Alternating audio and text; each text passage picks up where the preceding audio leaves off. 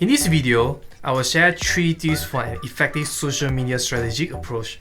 Let's learn how Katie from GoPro how to manage the social strategy for the brand and her best tips for creating impactful content. Let's get started now. The first step is to post content regularly to your feed. If you want to grow your business or online presence, post frequently and consistently to keep your fans engaged and your brand top of mind. Publishing with a regular cadence can keep your community really engaged, which helps the algorithm keep your content leveling to the top of people's feeds. And then, the more often they are engaging with it, the more often it's at the top of theirs. Katie keeps track of all upcoming content by scheduling posts in advance using a content calendar. This way, she can stay organized and focus on keeping track of content performance. It's not about the quantities, but the strategy is more important.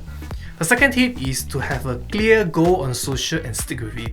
Deciding what goals you want to achieve through your content is an important place to start, as it can help you to build the strategy for posting content and engaging with customers. For example, the user-generated content (UGC) drives the strategy to GoPro.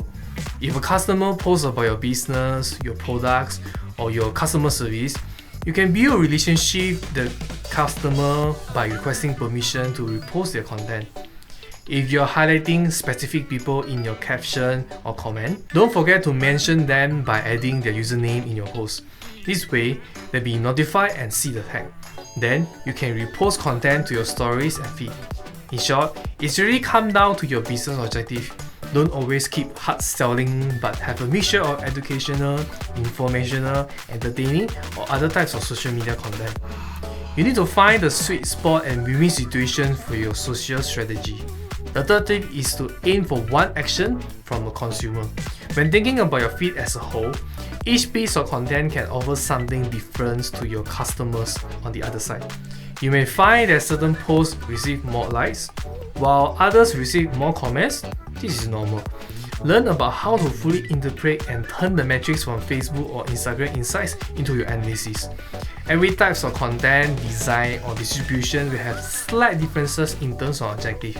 Don't be afraid to keep testing and keep your audience feeling fresh from your brand. So, what is your primary objective or KPI from your social media marketing? Feel free to respond by commenting below. For the full article about the Social Skills series from Facebook, click the link at the description. I added the video link as well. Thanks for watching and remember to like this video. See you in the next video.